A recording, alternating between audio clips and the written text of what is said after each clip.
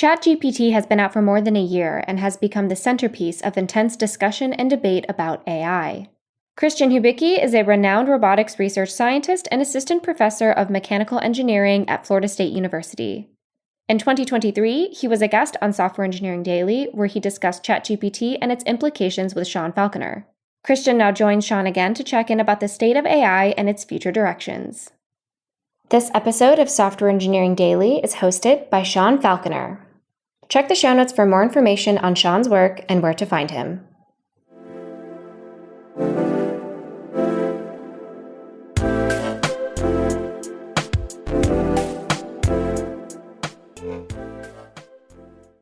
Christian, welcome back to the show.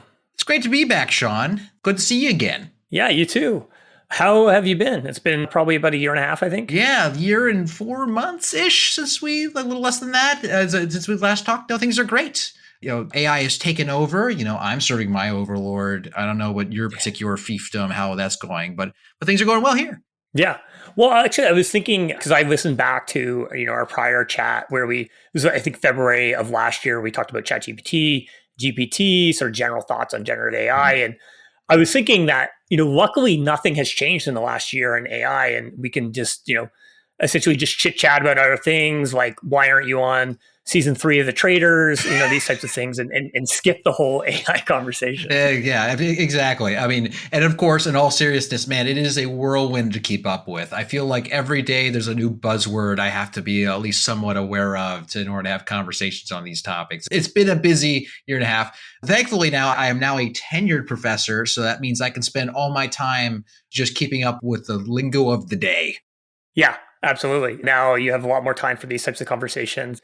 Big congratulations on that. I know that's a big deal. Thank you. That was a path one point I was aspiring to do, and then I kind of went in a completely different direction. And now I'm just out here, podcasting and talking about AI with various experts. It seems like you made a fine choice, Sean, just from my perspective. That's what I'll say. So well done. Mm-hmm. Yeah. So, when I was listening to the episode, I would say at the time, like our excitement about ChatGPT and some of this other stuff was somewhat tempered. Mm-hmm. It was kind of interesting, potentially useful, but had some problems that we kind of, talked about some of these things. And you even called ChatGPT a bullshitter at that time. Yep. And I was definitely not using ChatGPT and other LM technology back then the same way I am today. Like now, probably like a single day doesn't go by where I'm not using some form of this technology in some capacity to help me do something. And, given how fast things are moving, number of models that have come out, everything else that's happening in the space, like, has that changed your perspective on any of this over the last year, and also how you might be like leveraging some of these tools? Well, certainly some things have changed, and I think some things have remained the same for me. Like in terms of my usage, I would say that my usage has not explicitly gone up, meaning I don't seek out LLMs to do a lot of things explicitly. Like it's pretty rare where I go to ChatGPT and I use it for an explicit task like, hey, help me generate some ideas for this. Maybe I'll do that once a week at most. And so it's just like, when I'm stuck, I'll try a thing. That's my explicit use. But that does not capture the way it's starting to be embedded implicitly into the tools we use. And I think that has gone up. So I feel like unintentionally, I am using it more just by what it's being embedded into, whether it's now Google search will now give me an AI summary, which we can now talk, we can talk about. And I have mixed feelings about these things. And so one, it definitely hasn't gone away. It has only expanded and people are finding uses for it. But I am still at a point where I am curious about the staying power of this particular tool. So I do want to say that, short term, I'm still skeptical. Long term, I'm a long-term optimist on these various AI methods, whatever will come next. But it is amazing to me all of the things that people have managed to cram language models into, for good or for ill, and in creative ways. Yeah, I mean, I think it's like a natural cycle with any sort of innovation that happens in technology. Like I always liken it to like the pets.com era of the .com boom when, did it make sense to, create an online retail business for every business in the world at that time? Probably not, but people were just kind of throwing things at the wall and some of them stuck and some of them didn't. And I think we're kind of in a similar place.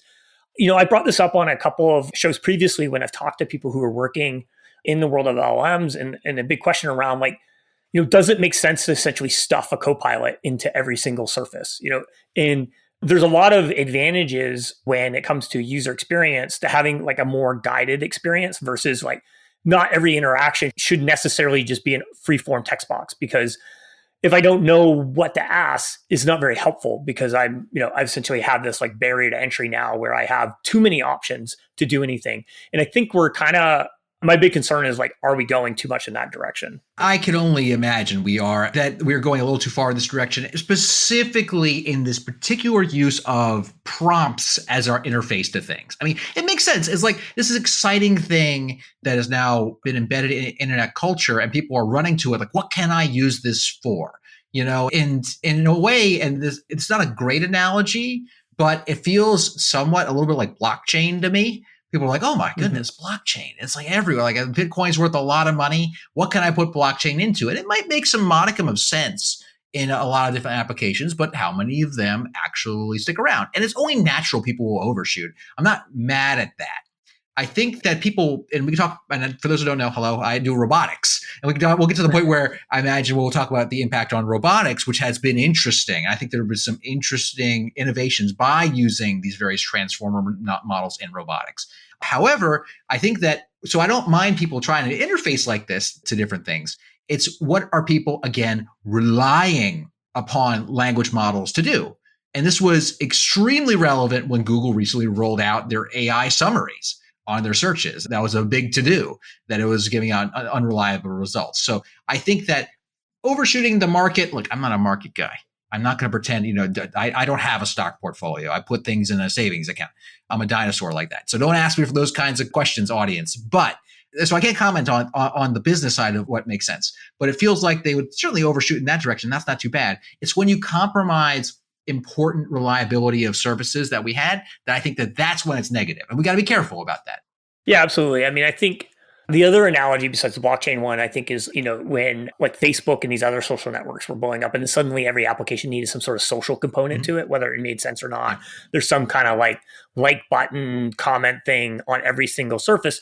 Eventually that tempered down and went away and even got consolidated, where if you were going to do that, you're essentially just like embedding one of these large social networks into whatever existing flow you have. So there's going to be a certain amount of like consolidation that happens over time as people start to figure out like what works, what doesn't work, and so on.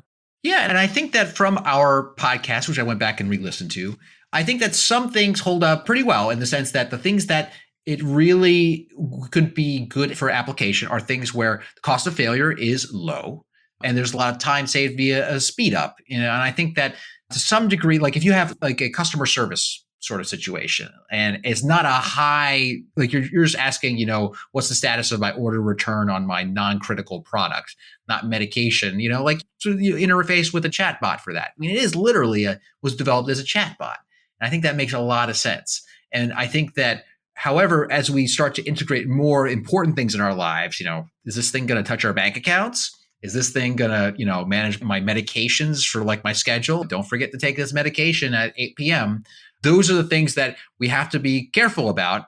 And while so short term, I'd be really queasy about that sort of thing. But longer term, as we come up with new networks, like new approaches that are more safety first or safety critical, I think that's exciting. And that's where I would run as a researcher. Yeah, I mean, I think that, you mentioned the Google giving an answer directly in search now. And I think for a while, like Google was the inventor of the transformer in 2017. So they had a huge head start, but they didn't invest in the technology. And there's a variety of different reasons why they might not have done that. But one of the perceived reasons could be that, if they had came out with something like ChatGPT, it's actually goes against sort of their existing business model, because their existing, most of their money comes from essentially serving up blue links that people click on, that you have to go and dig for an answer or something like that, rather than serving you an answer directly. And now to, of course, stay competitive with ChatGPT, they have to like do some of this work. So it's potentially disrupting their business model there. But then the other thing that's happened with Google recently, which also ties into some of the things that we're talking about in terms of, whether this is a mission critical thing, but also like the ethics and bias. There was all the stuff that happened when they released Gemini recently around ethics and bias. They basically erased white people from history, and they're putting sort of those guardrails in place to make it in order to help deal with the fact that they're training these things on gobs of internet data, and gobs of internet data are going to have some of our own human biases within them. But this is, I think, also one of the big challenges when it comes to building these foundation models is how do you balance sort of trying to create something that is maybe a better version of ourselves in terms of how it views the world, but also doesn't make these kind of mistakes, that are even more maybe offensive, like showing Black Nazis or, things like this. Then I guess my rambling question is around like, what are your thoughts on how do we essentially move forward in terms of trying to balance those ethics? Like, it's a very, very complicated problem, but until we can do that, it seems like it's pretty hard to make some of these, mission critical products based on this type of technology. I think that sadly, some of this is just foundational to how these particular methods work. They are imitators. They're imitating data, and you can clean the data going in, but ultimately it is learning patterns from that data. And you can try to put guardrails in. And when we say guardrails, we're not talking like, I'm assuming guardrails that are going to make this thing become a Frankenstein's monster and try to take us over. I'm talking guardrails. We're talking guardrails of saying, hey, just don't do this, don't do that. This creates safety concerns, could create ethical concerns. It's hard to individually build those guardrails. I'm sorry. I can only imagine all the ways that these things can go wrong, and you can patch them up individually. But I mean, these methods are generative, and it has weird interactions that finds ways to bypass these things. And I don't know. I'm skeptical that you're going to be able to patch out these kinds of issues. I mean, I hope they do. I think that this is an outgrowth to me of people chasing, I'm going to call it a shiny object, but that is underselling what these generative models are doing. They're very interesting. They're very cool, but they're chasing this thing that's super successful at the moment and trying to make it into the thing they need it to be. It might foundationally not be that thing. Now, somewhat appropriately or ironically, based upon your perspective, these things are called foundation models. Pretty much anything that takes in gobs of data and then takes inputs and gives you an output that imitates those gobs of data, they call it a foundation model. So your ChatGPT is just one example. So that's now, it's been the phrase for a while, but this is a more popularized phrase these days as to what these are. But those are the foundation of what they're building on top of. And either they can kind of patch that up or figure some cool, weird way to handle the hallucination problems, right? Or you kind of got to start with a little different foundation. One that might be harder at immediately generalizing all kinds of things, but is built with your values in mind. And that actually might be the hardest problem. That may be more of a sci-fi question. It's like, what do we really care about? What is it at its core? If we had an algorithm that we're going to build on top of, what principle should it be?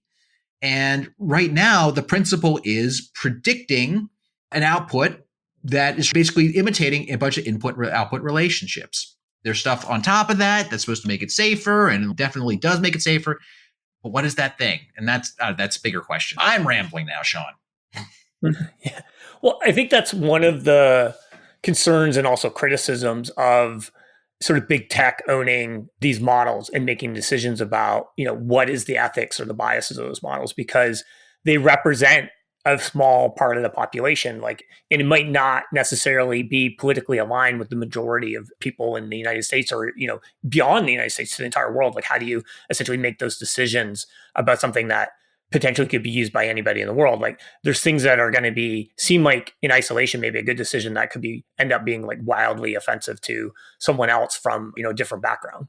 Yeah, and I think that the traceability back to a principle and the whys, the transparent AI is, I think, definitely goes in that direction. Because as much as I am annoyed, let's go for maybe a smaller scale example with Google's AI summary, right? I was very annoyed when I first saw that popping up on my search feed, to be quite frank. I saw it pop up. I was like, I don't like this. I want to turn it off.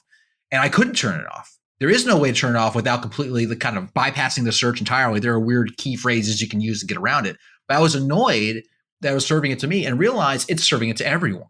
And unless I missed a memo, I do not have trust and reliability in the reliability of these hallucinating machines. And that is not a knock against the people working on them. They're incredibly smart. They're doing really good work, but that doesn't mean it's ready to be serving up information to the public. Okay. Sorry, I'm going on a tangent here. But one thing I kind of at least liked about it is that it at least started to trace back to the articles that it got the answer from. At least it gave me that. So I know they've been working on this problem for a while for how you trace back sources. And at least I could click on the sources. But I realized if I'm just clicking on the AI box and I go down to the sources, am I just doing a Google search at that point? And it feels to me, this is just my feeling, and I'm not a business guy, but it feels like to me, everyone does not want to be left behind in the AI revolution. And it creates the fear of missing out is shaping all these products. And it compromises what is such a vital tool of the information age, Google. I mean, it's synonymous with searching. And that worries me. That's the kind of thing that goes from me being annoyed to me being a bit worried as to where these companies are pushing these things, if that makes sense. Yeah, the sourcing thing is something that we touched on last time, where that time there was really no like attribution, because the advantage of doing a Google search, and now there's a lot of AI that's going on in order to serve up those links in an intelligent way, but you at least know as somebody doing the search and clicking on the link, you have some level of agency because you can look at, where's that coming from? Is this a credible source? You can kind of use your own decision making to decide, like, is this something valuable to me? And then the disadvantage of just spitting out an answer is like, I don't really know. Like, is that hallucination? Is it real? Where did it come from? Is it credible? And now, Google and I think others are trying to sort of bridge this gap. But then you run into that problem of like, is that just Google search in the first place? Yeah. And I think this is my larger, and we're kind of going all over the place. This will be a fun conversation, hopefully, for people listening. But like, I wish it would sometimes say, I don't know. I really wish that you ask it a question, like it will be able to collate the information in a way. It's like, you know what? This is actually not very clear. At least I generally don't get that response. I don't know if you get that response when you ask things where it just says, honestly, I don't know based upon the sources. It might say something like, well, there are multiple schools of thought, maybe. But I don't know if it says I don't know ever. Yeah, I think that's the challenge with the foundation models. Like, I do think that when you start to get into more domain specific, and we'll talk about some of this stuff later, some of the techniques like RAG, you can get to a place where it can say, I don't know. Mm-hmm. For example, there's a project that we worked on at my company to build like an internal content copilot where we did use RAG. Mm-hmm. And I did this recently in a talk where I did a demo where I asked ChatGPT, who is the CTO of Skyflow, and it came back and said the CTO of Skyflow is Sean Falconer, which I am not. And then I asked our internal content copilot, and basically it says that it doesn't have public information on this. So that's a little bit better. That's not perfect, but it was definitely better than just making up an answer in that case. And when you start to essentially think about this for research, and that's one of the things I want to talk about is, so you might not be using, things like ChatGPT as much to do, relying on it for your work, but I'm sure your students are relying on this in some capacity. And I'm curious how that has changed things in the world of academics. Like even recently, I was reviewing talks for a conference as one of the reviewers, and I could tell that probably 40 or 50% of them were using some sort of AI generation in order to write the talk. And I don't care if people are leveraging those tools to make the writing better, but like, I don't need to see delve in every, 50% of those talks. Like, there's certain signals that you can tell that they're written by an AI. You need to do a little bit more work. And I'm curious, like, what's happening in the world of university students at this point? Yeah, I mean, it's a great question. So the way that I was talking with one of my grad students just the other day, and he's probably one of the biggest adopters of these tools, but mostly for coding. And I'll just give you what he was telling me. And he was like, he will use the Copilot autocomplete for a lot of things in his coding. And he's like, it's definitely accelerated his coding. And occasionally throws him a secret error that he has to then go chase down later and doesn't know where it's at. But generally that's been helpful. And he's like, yeah, but I don't believe in typing into ChatGPT, write me an algorithm to do this. I don't believe in that. And that's sort of his line. So for coding, I think that overall for the people, it's sped up his productivity. He's definitely done a lot of work in the last year on new coding tools he hasn't used before. In terms of writing in English language, I definitely get all of a sudden the reports I get to read from my classroom students or the students I'm on their thesis committees. It went from being English that wasn't particularly always there to the English is great. And I'm actually not sure, though, sometimes that the content makes a lot of sense. So what that means for me is, before I could sort of skim and if I had to read a lot of stuff quickly, skim and get the gist of what they're talking about. Now, sometimes if I'm skimming and if it's just a little too clean, I'm like, okay, I need to take maybe a little bit more critical eye to what they're talking about here. If it's a whole bunch of text, and really ask and figure out that this person just asked them to stitch a bunch of things together. Now, again, if they just take a bunch of if they're using it as a tool to improve their English, that's great. I mean, I don't have a problem with that. What's important is that they understand the concepts and they can, and they're articulating this thing. They know how to articulate an idea.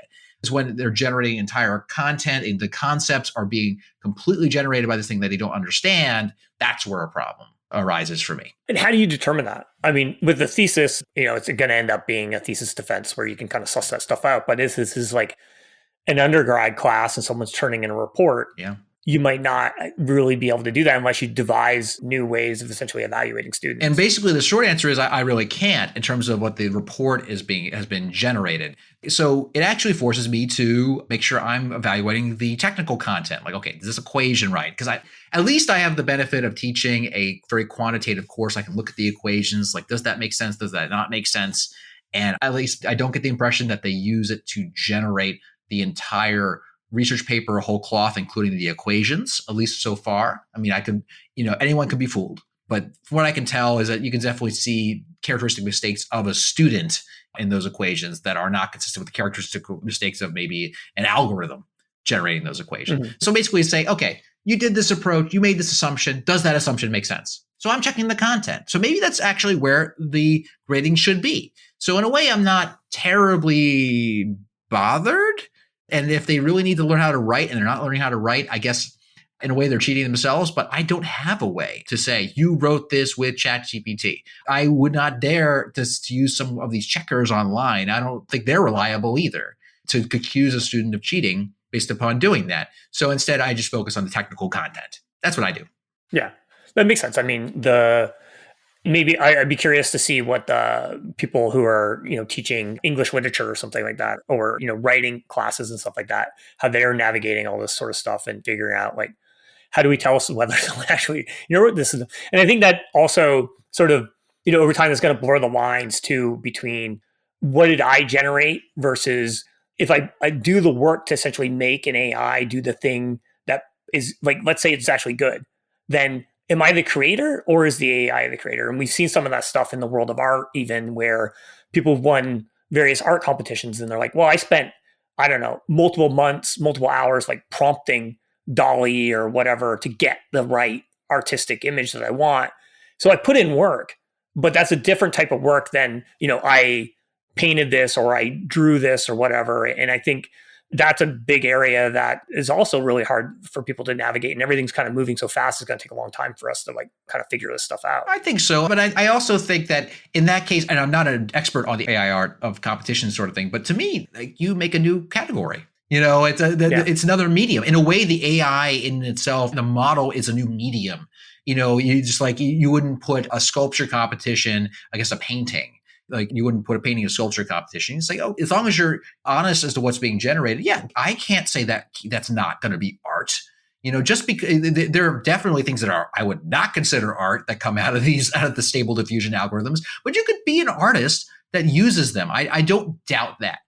So I think that that's the way that evolves. I mean, then you're talking about art, and maybe we talk about back to, a student, learning a technical concept. My first AI, let's say we'll call it AI with generous quotes. When I was learning, I was taking one of my algebra classes, and I had a TI-83 calculator, and we had to do division of functions or something. I forget what it was. It divide functions by other functions.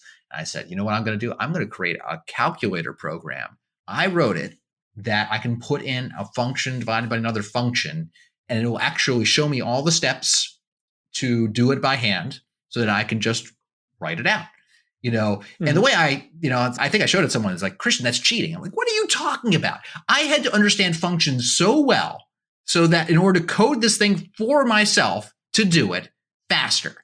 And so maybe people think I cheated in 7th grade or 8th grade or whatever it was, but that was work that I did. And I would have been offended if someone told me that what I was doing was not actually math. So. Yeah, that's fair.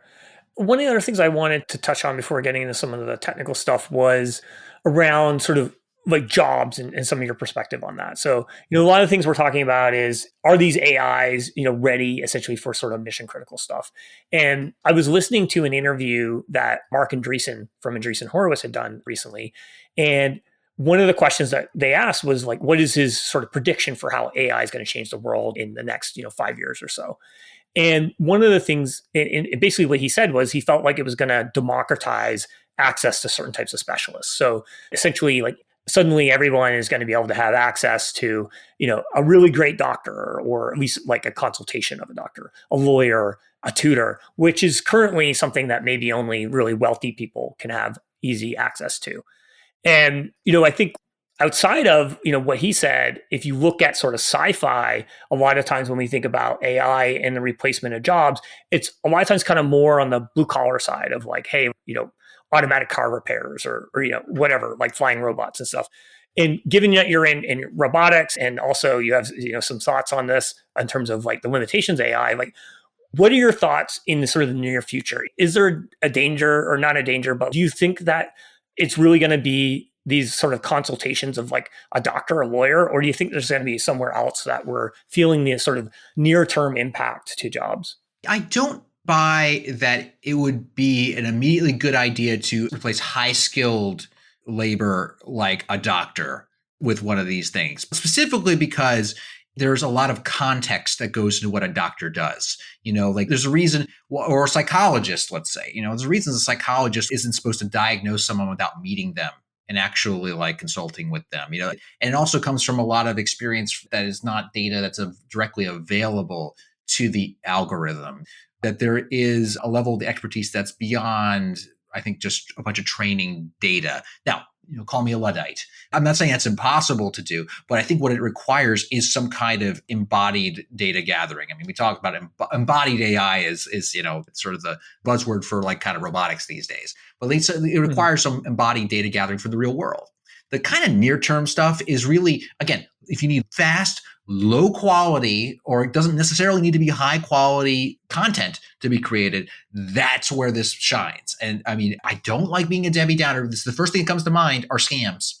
Scam emails almost by design are actually supposed to be kind of low quality because it was supposed to filter out people who are discerning audiences from people who are not discerning audiences for scam emails and that sort of thing. So like, I think that as a fast chatbot thing, scammers use them a lot. All right. Now, that's a really negative connotation. But again, very low stakes customer service, good. Doesn't matter too much. If it doesn't fail, if people get a little annoyed, right? I think things where the quality thresholds are low, that's where immediate impact is. I know that lots of call centers in other countries are now trying to replace with generative models. I mean, that makes some sense. Hopefully, we'll see where that turns out in the long run. But high skilled, I think that's a next level challenge. That's my take. What about in terms of being more like assistive technology? So, we talked a little bit about code and co-pilots, which now like probably, I don't know if I'd be hesitant to say the majority, but certainly a lot of people that are engineers that are arguably high skilled are leveraging code and co-pilots to help them do their work, do it faster and so forth. Mm-hmm. What about essentially, it's a lot of work, and also we set like kind of unbelievable expectations on our medical doctors to be able to come into a room, talk to you for a couple minutes about while you try to articulate what's going on. And then they're supposed to have sort of, photographic memory of everything that exists in medicine to be able to map that to a particular like problem and then give you a diagnosis in the moment, all within like 10 minutes. That's like a pretty crazy thing to expect on them. But if you have perfect memory through something like an LLM and then you build like an assistant there, is that essentially the path forward? So in the terms of assisting, I think that there's a lot of potential there. I mean, we talk about coding Copilot. It's even like, error checking. I'm pretty sure some kind of generative model popped up in my coding this morning and said, did you forget a comma? You're right. I forgot a freaking comma. I was coding in front of students live. So I was like, oh, thank you. I appreciate the hint there. I have a far less of an issue with the suggestion. I think it's a great idea. I mean, it's basically super autocomplete or, suggested autocomplete for various things. I have long thought that was a pretty good thing. In terms of like labor replacement, I think that the labor replacement is on things that have a low quality threshold and just a high quantity, low quality threshold. But I think it's a great idea. Like I've heard doctors say it would be great if when they're with a patient and they're about to prescribe something pops up. It's like, hey, make sure you check that they have those low levels of this before you did this because there's this interaction. Oh, thank you. Or if they were like, I don't know what you're talking about. It's sort of a reminder. Yeah, I think assistants can be helpful as long as they are appropriately specialized, I feel like there's this need to super generalize these large language models of various things. It can do everything. I'm like, it doesn't need to do everything. It's like showing off. Like, yeah, it can do everything, but I'd rather it do fewer things reliably to do everything pretty well a lot of the time. So I can understand people pushing toward that. But at that point, if you're doing an assistant technology, you have this whole user interface issue. And you know much more about this than me. My user interface is I tell the student what to do, and then they do it, and they give it back to me. That's my user interface. But that's its own challenge. Does it become smooth and workable? Workable? All those UX designer things that I know nothing about. Yeah, I think on the sort of the assistant versus the full replacement, I guess it's somewhat analogous to self-driving vehicles versus like autopilot. We've had autopilot in cars for a long time where essentially, maybe it maintained your speed on the highway or something like that, but you're there to drive. Or even in a Tesla version, you're there and it basically forces you to like hold on to the wheel for certain times so you can take over the car and stuff. But a human's in the driver's seat ready to take over at any point versus what the full autonomous vehicles. Now, there are Waymos driving around San Francisco, picking people up and driving them around, but there's a very, very high bar in terms of what it takes to be successful there, because any kind of problem could be drastically terrible for a person, leading to, injury or death in the worst case. So that completely changes essentially the expectation. And it's much easier to sort of get the assistive technologies out there in the hands of people to help them than the full sort of autonomy. I love that analogy. And I think we actually didn't talk much about self-driving cars in our last podcast together, but I think it's a really smart blueprint for what has been working and what has taken a lot longer than what people expected. I remember the early days of the DARPA Grand Challenge when DARPA, the government organization, put out the big competition for self-driving vehicles, and lots of university and corporate teams came out, made their self-driving cars drive across the desert, drive in cities over the course of like 4-ish years. And everyone thought self-driving was right around the corner. Like, how incredible and how awesome. And Google bought one team. I mean, every car manufacturer and tech company bought one of these teams and created a whole division. And we're still waiting on it. But at the same time, these assistive technologies, which frankly can be a lot simpler, it can be really helpful. For instance, just alerting me if I'm tired. Like, they have those little alerts. Like, I was driving a rental car one time that had one of these things, and it was just beeping at me. Why is it beeping at me? It's like, oh, it's because I am a little drowsy. Yeah, that's right. I should pull over. Go to a convenience store for a bit, maybe grab a Red Bull, relax for a little bit. It was right. And again, the stakes were low, and it was helping me. It's a simpler technology, and I found it actually useful. Or like if I'm drifting in a lane, I guess it's hard to tell exactly what it's detecting sometimes, but that's great. The assistive technology, I feel like, should be much more of a focus. Even there, it can be complicated because we can talk about how these assistive technologies are trying to integrate everything, I guess. But I think that makes some more sense than trying to straight up labor replacement. I think that's the way these things have gone for a long time. Yeah, I think that's, to me, in the immediate future anyway, that's sort of the way forward. We're going to see a lot of these kind of like assistive technologies come out that's going to help people, maybe they operate 5 to 10x faster, or essentially the quality of their output is more reliable because you can get sort of these error checks automatically, like you do from like a coding assistant, essentially. Make sure that I don't prescribe a drug that conflicts with the drug that the patient's already on, these types of things. I feel like that's where we'll see the immediate impact. And I think that's something where you get the immediate impact together, and you can do some real studies with those professionals on how it actually impacts their reliability as practitioners. Because you can come up with all kinds of doomsday scenarios where doctors just don't even think about it anymore. They just rely upon the assistant or whatever, which we don't necessarily know happens, but really study that problem from an outcomes perspective. What happens when you start do some real trials on it? What happens when you start integrating these things into care? There hopefully should be a nice stepping stone of the type of practitioners where it is more and more safety critical, But I think that's a good way to go and really do some good academic study on the impacts of these technologies on professionals. So I want to start to talk a little bit about how you're seeing some of the impact within your world of research in robotics. So like, how is generative AI starting, if at all, to impact the work that goes on in robotics? Oh, it absolutely is. I can say for certain it is very much at our doorsteps in robotics and very much in the field. I just came back a few weeks ago from the International Conference of Robotics and Automation. It's the largest academic robotics conference in the world. And like there were entire whole sessions of, insert your type of robotics here and learning. And specifically a lot of generative models. And people have mixed feelings about it. So just for background's sake, the idea of how ChatGPT would be implemented with a robot would be to handle the high-level reasoning. While you have some other robot controller that's actually moving the arms or moving the legs around, what you tell it to do would come from a large language model. And from re-listening to our podcast, one of the things I threw out as a statement was that, well, we can't even have a robot make a turkey sandwich at this point. And that's actually changing. That's changing quickly. I'm not saying it would reliably make a turkey sandwich, but nowadays you could type into an equivalent of a ChatGPT, a large language model like it, the instructions to make a turkey sandwich. And a lot of researchers have then said, let's use that with a robot and take those individual instructions, turn them into individual tasks for the robot to do the sequence to actually do a task. That is a thing that happens in robotics. You see it both in academia and also in this completely crazy number of startups that have jumped out of basically nowhere, it seems, to create humanoid robots that are designed to help you in the home and in factories. There are YouTube demos of one by Figure AI, one of the many human robotics companies, showing their robot saying, what is that?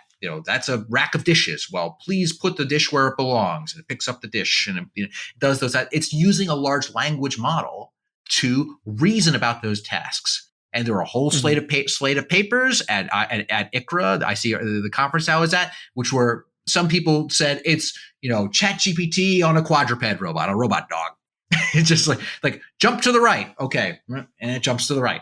People are doing it all over the place. It is definitely in the field. In terms of being essentially influencing a robot or using it for reasoning, does that have to be like an edge deployment directly on the robot, or is the reasoning essentially okay if you're making essentially the slowness of a network hop? Because I would think that when it comes to actual like movement, that has to be sort of decisions or powered directly on the robot so that it's essentially fast enough. It's just like with autonomous vehicles, you can't do back and forth to the server. It has to live essentially on the vehicle itself in order to make decisions. Otherwise, the reactive time is not fast enough. So can it exist essentially on the server when it comes to like these robotic decisions versus what has to live on the robot itself? So the thing that can live remotely and then require a server call would be the plan that it needs to get. So like if I need to make a sandwich, what they currently do is say, okay, it requires this steps. You go to the cabinet, you open it up, you find the dish, you get those commands, right? Once you have that sequence of commands, everything else needs to run on board the robot with feedback control, as we call it, where things are a little different, the robot will kind of nudge it around. So the highest level, sort of this sequential planning level, is where you can rely upon something that's slower. You wouldn't rely upon that for feedback control for something that's going to happen on the order of 100 hertz. Typically, the standard for what a robot needs to be making quick decisions about is something like 500 hertz to 1,000 hertz, kilohertz. Okay, and that's pretty standard for what's controlling your actual motors on the robot. Clearly, you don't rely upon that. That use lower level controllers, which can be traditional robot controllers that we've been using for decades, something you might learn in a senior level mechanical engineering class where you literally are just looking at joint angles and you say, okay, I want this joint angle. I throw this much torque to the motor to make sure it gets there. Simple controllers. Or it can be more complicated controllers sort of in the middle, which can also be based upon generative methods. Stable diffusion is actually the thing that generates your DALL-E images, has been adapted for what we call behavior cloning in robotics. So the high level, the task might be, reach for the door. Okay, got it, reach for the door. Then the mid-level control would be something that comes out of, say, stable diffusion, also transformers, that's the T in GPT, that actually comes up with the joint commands to go to the door. You put your hand toward the door. Okay. Then there's a lower level controller down below, which is a thing that you can just write in a single line of code, which is typical control theory stuff. But people have found a way to train these diffusion models and these transformer models. Those are through the sort of the two camps, if you will. I think Elon Musk said, "Oh, which are you, team transformer or team diffusion?" He made some kind of joke about that. Those are the sharks and the jets, if you will. Okay. Yeah. You pick one of those two and you train it with like on the order of 50-ish demonstrations of a human using a joystick or a haptic interface device doing that task. And it can then do the task. Okay. So that stuff will happen on the order of like 100 hertz or faster. That it's taking data from the robot, sending it through whatever network it has, comes out with an output, which is probably a joint position command. At 100 hertz, it's doing that. So you don't need a server call for that. That's much faster. Okay. So that's the distribution for software and where you store the information and how you get it embodied in a real space for real-time control. What is some of from what you've seen, the most interesting stuff that's happening that's combining essentially generative AI and robotics? Well, first off, it is genuinely impressive to me how many tasks some researchers have gotten a robot to do using either the diffusion policy method. Again, diffusion, that's the DALL-E, making the art images adapted for this. And then the other one is called ACT, or Action Chunking Transformer is what it stands for. So it is actually genuinely impressive, the number of things that they've been able to demonstrate using human demonstrations. Again, it's not watching the person necessarily in these cases. It's a human controlling the robot arm with a joystick, and then the robot can do it. Now, how reliable? Sometimes it's reported and by researchers, and that's great. Sometimes not, but it can do a lot of things. If you want to look at a great example, just search the Aloha arm. It's a project out of Stanford University where they created a very low-cost robot arm, or two robot arms, so we call it bimanual manipulation, bi as in two arms. And they have it doing things like putting on a part of a fitted sheet of a bed, or squirting ketchup into a dish. A variety of manipulation tasks. It's an impressive variety. Things that even require some delicacy too, as well. So that's really impressive. Again, what they can do. And my mantra is, it's always impressive what they can do, but what can they reliably do? But I am super impressed by what they can do, to the point where a lot of research institutes, a lot of robotics companies are rushing toward these methods, thinking it's the key to making their robot really useful in the real world, because if they could crack that, that would be huge. Again, I'm an academic, I gotta be skeptical, but it is impressive, Sean. Has it changed your research at all? Are you leveraging any of this stuff? So yes, the short answer is we're leveraging more of the deep learning approaches. Yes, we're trying to find the right places to include it. And I think I sort of talked about the two general approaches to control. There's the one where you have a model. You've written the equations of the world somewhere into the robot's reasoning. And then there's the one without a model, or model free, right? A lot of stuff these days is model free. That's really impressive. Again, if you talked to me 10 years ago, I was like, oh, model based are the only people that are doing anything good at this point, at least anything impressive on a piece of hardware. To be clear, I'm not researchers from 10 years ago who did model free. I did not mean to insult you there. You do great stuff. And look who's laughing now, you guys, right? And right now the model free, that's your reinforcement learning, that's your stable diffusion, that's your transformers, all that stuff. That's really good right now. However, last time we were talking about how do we mix the chocolate and the peanut butter together to get your nice, Reese's Pieces? I don't know. I haven't eaten candy in a while. You know, get your beautifully tasting mix, right? And a lot of people have been asking that question for a while. And recently there's been some really interesting approaches that do mix the chocolate and the peanut butter in interesting ways. And certainly we have our own approach to it. And one thing that is really interesting is people will use the neural network to handle all of the stuff that's really hard to model. And that when I say model, I mean like the physics. And that's things like your friction. That's things like the actuators in your motor. And yes, you can write down models for these things, but in real life, it can be very hard to get the parameters right when you're running your robot out in the real world. One of the great examples of people who have been super successful with this is people at the ETH in Switzerland, a colleague by the name of Marco Hutter. His group was one of the leading groups to put deep reinforcement learning on a quadruped.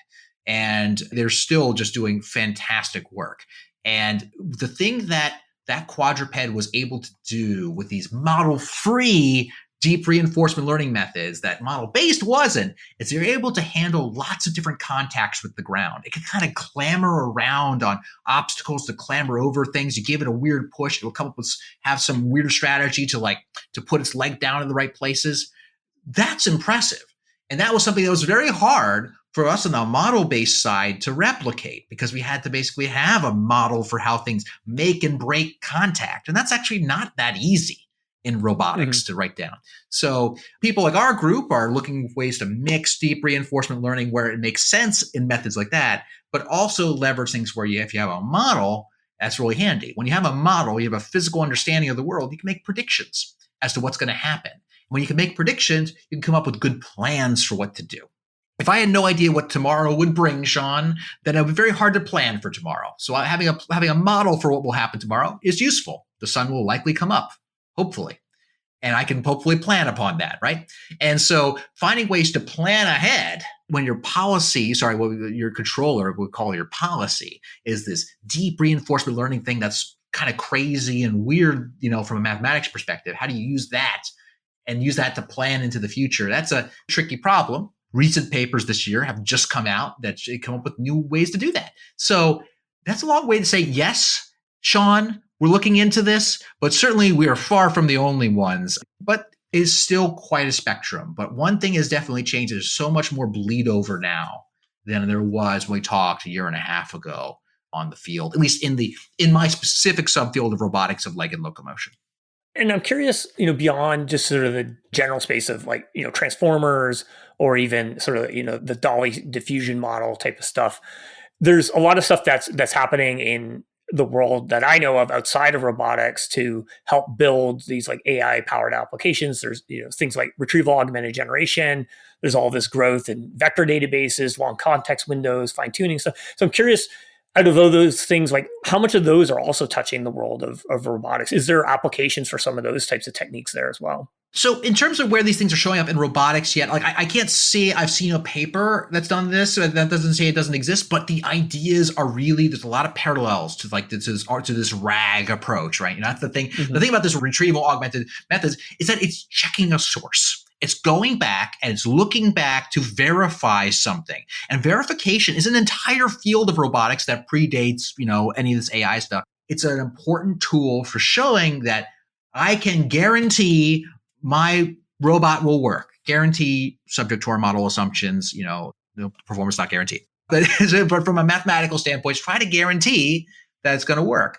And that is definitely a huge issue in robotics is verification. There are all kinds of cool mathematical approaches to it. There are people who try to look at a neural net and say, how with this messy, weird combination of functions, can I still verify in a traditional control sense that my robot would work? So this retrieval, this idea of a retrieval, and this is me pitching a proposal to you, if you'll fund our research here, Sean. If I were pitching this in a room with a program manager, it's like, look, we could use some of these tools, but our retrieval is not looking up a reference online. Maybe our retrieval is running a physics simulation of this thing our robot plans to do and see what happens. So imagine we have one of these control workflows like this figure AI that's doing a dish, right? You give it a command, you say, hey, put the dish away. All right. It calls ChatGPT on a server somewhere, comes back, it starts, but before it does the policy, it says, here's the thing I was planning to do. And uses the physics of the world to say, is that going to do anything like I wanted it to actually do? And as a verification, in which case you're retrieving a call to a model of reality. And that's the thing you verify against as opposed to some reference that you're drawing. That's a cool idea in principle. That reminds me of actually a conversation that I had with NVIDIA earlier this year, where they're doing a bunch of work with OpenUSD and this idea of creating digital twins, essentially a model of like some sort of real world. It could be like a factory, and creating a digital model of that so that then you can run all these different simulations within the model that mimic essentially the factory. And that way they can figure out like, okay, well, this type of machinery with this setup is potentially risky because it's going to cut someone's finger off or something like that. And I would think that that sort of thinking is also super, super applicable to the world of robotics with what you're talking about is like basically we can run essentially this plan in this sort of digitized space before we actually run the plan in the physical world. Yeah, I totally agree. And NVIDIA is definitely a big player in trying to come up with good simulations. And, and they call it digital twin, and manufacturing is called digital twin. And that language is starting to come into robotics more and more, where we just call it a simulation. And that's one of the many trickle down effects of the AI boom is the more machine learning-y language is starting to now come into our phrasing in robotics, where we already had parallel phrases. So we kind of got to learn to talk each other's language. And having physics simulations is super important. And it's one of the ways that that group in Zurich, the ETH, does their good work in terms of robot control, and many others, to be clear. I can go on a great length at the various groups that do. And if they have a good simulation, at least, and they simulate the right things right. So one of the key tricks that this and other groups figured out, that if you want to train how you're going to make a robot work, or some kind of factory work, I'll talk about robots. This is what I know. Make a robot work from training it from a simulation, is that the physics you gotta really get right is the physics of your motor and gearbox attached to it. So one of the key things that they did was they basically ran the real robot through a ton of different test maneuvers, flailing the legs around and stuff like that. And they took that data, used a much smaller neural network, and then trained a neural network to come to model the motor and what we call the actuator, right? And that became part of the simulation. And then voila, is one of the major things that allowed the transfer from the simulation, the digital twin world, to the real world. So whatever field you're in, whether it's in operations research from a big factory, or you're trying to model how to make a fusion reactor work, a good digital twin is critical to the success of your method. In terms of like some of the stuff that we were talking about with applying RAG in this space, like some of the advantages there help sort of fix some of the problems that we talked about earlier of like not having source attribution, hallucinations, having sort of more reliable results rather than just essentially being able to do something, but can you do that thing sort of reliably? So based on your knowledge of the way that you've been thinking about this, like why is it that applying essentially RAG, it helps solve or address some of those issues? Well, I mean, it's something, say, analogous to RAG in your case, or what I'm just saying is having some kind of verification before you roll out your policy onto your system is important. And my concern is that if we put all this stuff on a robot, you call an LLM to come up with a series of commands that's going to hallucinate. It's the same problem, same analogous problem that you're going to get for all these non-embodied AI approaches. And so especially all of these applications are going to have some kind of issue with the hallucination like that. And like the applications that people want for, say, humanoid robots, it's basically my field. Recently, people have been pushing for industry. Elon Musk is trying to say he's going to have his robots rolled out into factories by the end of 2025, doing real tasks in factories. I was asked to comment on this, and I was like, well, you got to be specific about what you mean by that. Like, if it's just going to be like a demo showing, hey, look, it does this one task and it's not really that important, I bet you could do that by the end of next year. But in most factory tasks, you have to have a lot of nines of reliability. How many 99.9999s do you need for a factory to be reliable to give you a product? I mean, the standard for a lot of companies was 6 sigma. So 6 sigma is like 1 in a million things that go wrong, right? You're telling me an LLM or one of these methods is a 1 in a million reliability on top of the hardware reliability of these robots? Anyway, my point is, in industry, there's a reliability issue, okay? But the good news in an industry is that you can keep your robot away from people, and you don't have to worry about tripping and falling on somebody, right? Now, the other one is home robotics. Home robotics. Wouldn't it be great to have a robot in your house that's doing all kinds of cool tasks? Look, my garbage disposal, I have to go fix it right now. I have to go fix it. And I got to go look up how to do it. It would be great if my robot could do that, right? That would be cool. And maybe an LLM-powered thing with a transformer, with an ACT or diffusion policy could do that. But when it's in my house, so I'm going to be near it by definition. Grandma's going to be near it by definition. The baby and the dog. Safety becomes incredibly important at that point. So you have a reliability issue there. There are techniques people try to do to solve either problem. Like people might try to make household robotics really soft and squishy. So if it did fall on you, what's the worst that could happen?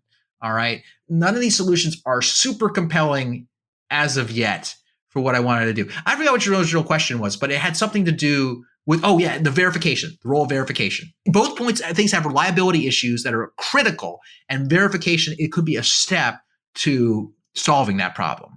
It's interesting you brought up the sort of like 6 nines of reliability or whatever you need, essentially. So ChatGPT was actually down earlier today, and I looked at they have a public page so people can verify this, but it lists essentially what's their uptime for their APIs, ChatGPT. And so ChatGPT's service is 99.42 is their uptime. So even that, essentially this thing that where it's okay if maybe that's why it's the way it is in terms of its uptime, but like it's kind of okay if it's down. But suddenly when you start to put AI in a robot that has essentially the strength to hurt somebody or even just fall over and hurt somebody, and you put that near people, then the bar for the precision and the reliability goes way, way, way up. And that's really been something that's, I think, slowed down things like autonomous vehicles, where it's a much more, self-driving is very, very difficult, but it's a little bit more constrained than having sort of just like an absolutely general purpose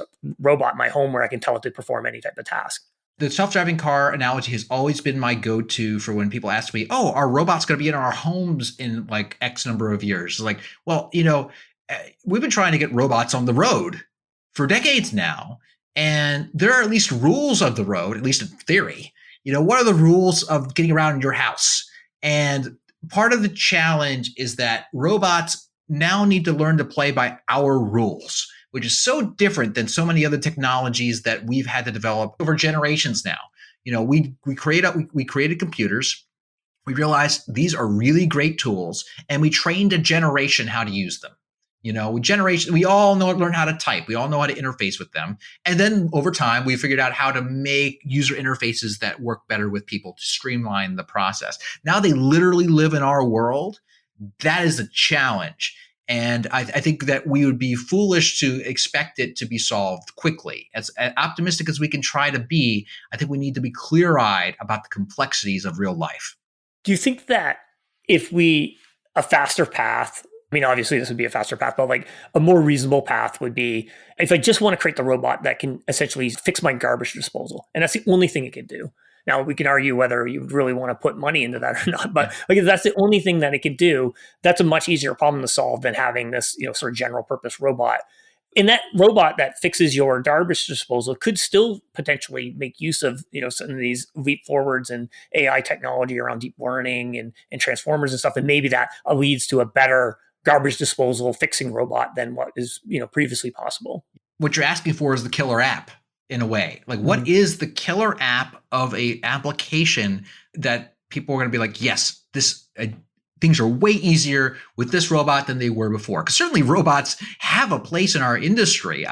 If you need to pick and place a thing in your factory down in that, that's perfect robotic tool. And certainly we've gotten way better at control and AI since then. So what is the next thing? And I can understand why people are going to try. They're saying, what if you had just one robot that did a couple of things, right? Instead of a robot that just did one thing, it did a couple of things. Like, okay, all right, we'll train a few policies on that. Now, what are those couple of things? Are they in a factory? Are they in your home? Again, once they're in your home, different standard. What do we have in our homes right now? I have a Roomba. I felt obligated as a robotics professor to buy a Roomba, and it does an okay job, right? It's kind of a novelty. So maybe home is tough. So I can see why people are going for industry. That is a huge market. You get into industry, I can see why all these robotics companies like humanoids in a factory.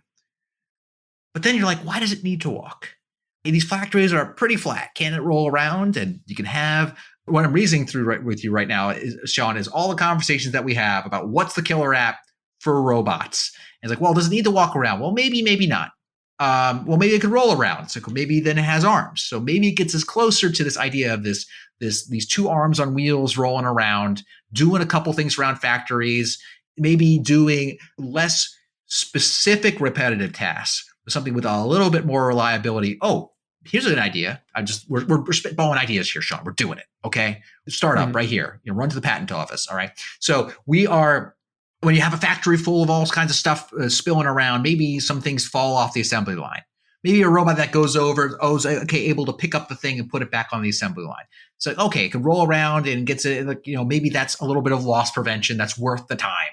Or is a jam over there? I'll clear the jam, right? Something that might happen in the middle of the night frequently enough in enough places where that one robot can do those things. Does that need to be humanoid? I'm not necessarily sure. I would bet not. But those kinds of tasks where a couple of things you do pretty well are the most likely to be successful, barring some major leap forward in the capability of these algorithms on robots.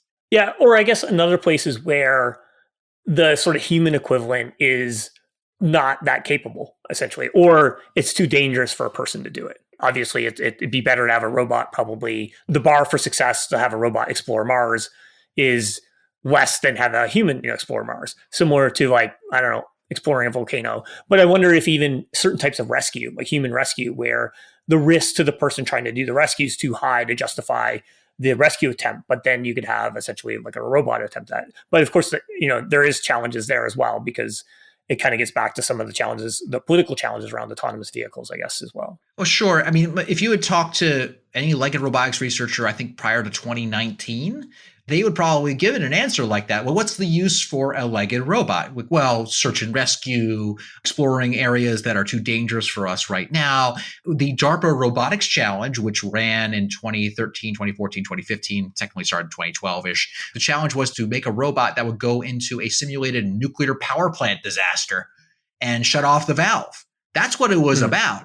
And it needs to be a humanoid because it has to do all the things a human could do in this plant. And it was this incredible challenge. I wasn't on one of the main teams. I was on one of the offshoot teams for this, but I got to see it up close. And these people had to make a robot, drive a little RV to a nuclear disaster site. This is all in Pomona. They ran this whole competition. And you get out of the vehicle, you would open a door, you would walk in, you'd have to grab a power drill and then cut out a thing and go over cinder blocks, go upstairs, all those things, right? And that was a lot of great robotics work came out of that. It pushed the field forward a lot, the challenge of that. But it has similar issues you're talking about, which is it does need to be reliable. But because the operations are so niche, you can have a human overseeing it remotely. It's what they called semi-autonomous applications. And that was okay. The issues we were dealing with there were reliability of the algorithms on a different level, or just reliability of the robot. Sometimes these things were such prototypes, like a cable would come unplugged or something like that, or silly things that, from a product perspective, that would cause these things to fail. There are these teams that just amazing work on these algorithms. And I remember hearing a talk by one of them and they said, we were running the robot and it had this great algorithm and someone accidentally left a switch flipped on when it shouldn't have been on. And then the whole robot started vibrating in the middle of the competition, right? It's that kind of thing we were dealing with. So, but we haven't been paying much attention to that since the last 5 years of booming robots back in factories again. So it's a cool application. I still think it's a great one. Frankly, more ready to go, but a much smaller market than revolutionizing factories. Yeah, absolutely. Well, as we start to sort of come up on time here, I want to leave on sort of a positive note. What is some of the areas that you're sort of most excited about in terms of either these things impacting your day-to-day or impacting the things that you're looking at from a research perspective? I am excited from the idea of these assistance robots, to be honest. I have not delved personally much into the co-pilot things, but my students are starting to convince me I should. I think that's cool. Again, coding used a lot of learning how to code and program. There is that bar of learning the syntax of a language, right? And that was cool. I can kind of translate this code to a different language, even though it's not perfect. It gets me started. And then it is a useful tool for very specific things. And I think that is really, I love the approach that they took, this whole transformer attention-based. It's so interesting. It's an approach I never thought would take us this far. And I sort of encourage people to say, hey, who knows what the next giant breakthrough will be? don't get too laser focused on this one approach. Maybe there's something from a completely different angle that's going to take us to the next level. So I think that the meta lesson of these breakthroughs coming from a chatbot of all things should be something we take seriously. Like, you remember the Alice days, I imagine. Yeah. Do you ever read what's called the Liebner Prize? That was like the Turing Test Prize from years ago. I would read the transcripts. For those who don't know what I'm talking about, there used to be Turing test like prizes. Like, can you create a chatbot that would trick people into thinking it was a person and not a chatbot? And you would read these transcripts and it was hilariously bad. And I was like, man, this is going nowhere fast. We have a long way to go. And eventually we just leapt over that hurdle. Like, I think certainly if nothing else, ChatGPT has leapt over the Leibniz Prize hurdle like several times over. And then it also learns, I would never expect it would be helpful for coding. But they're both languages. I didn't think of that. So that's my big positive takeaway. It's like, look, even if I'm skeptical and I somehow end up being right, hopefully I'm not, that like, LLMs, they're good for some things, but not others. There's something else. I mean, clearly we can do all this stuff. We just got to figure out that right architecture that works for synthetic computing, and we're in business. That part's super exciting. Yeah, I mean, I think the belief right now is that this was such a step forward that people think like if we keep, making these models big enough, get enough data, then essentially it's going to get us to potentially like human level performance. And then there's other people that I think are in another camp where they think like there's essentially a ceiling to how far you can push these methods, and that is going to require some other type of innovation, which is kind of like what you're talking about, that is going to be that next leap forward.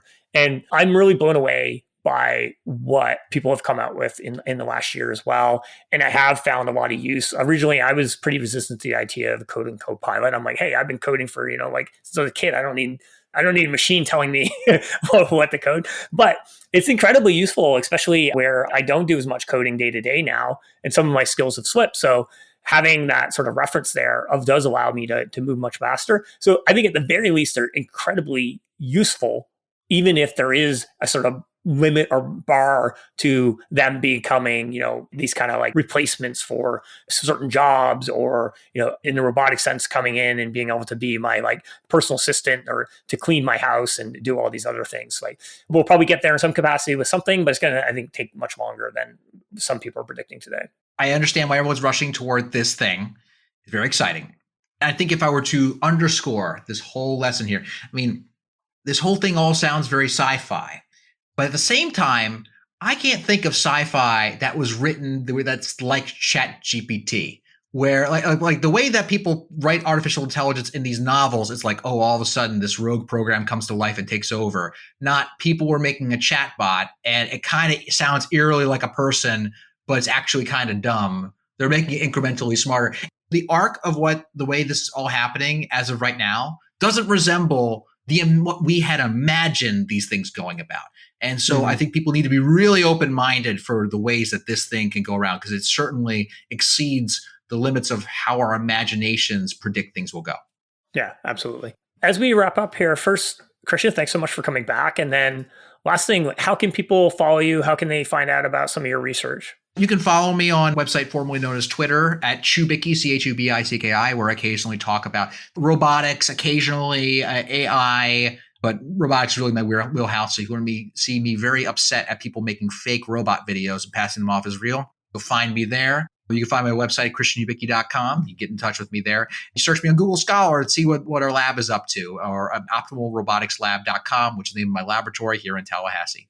Awesome. Well, thank you so much. And hopefully we can fast forward another, 15 months or whatever. We'll be talking about even more sort of innovations that have happened in the space. And maybe it'll change a few things, I'm sure, very, very quickly over the next year. Looking forward to it, Sean.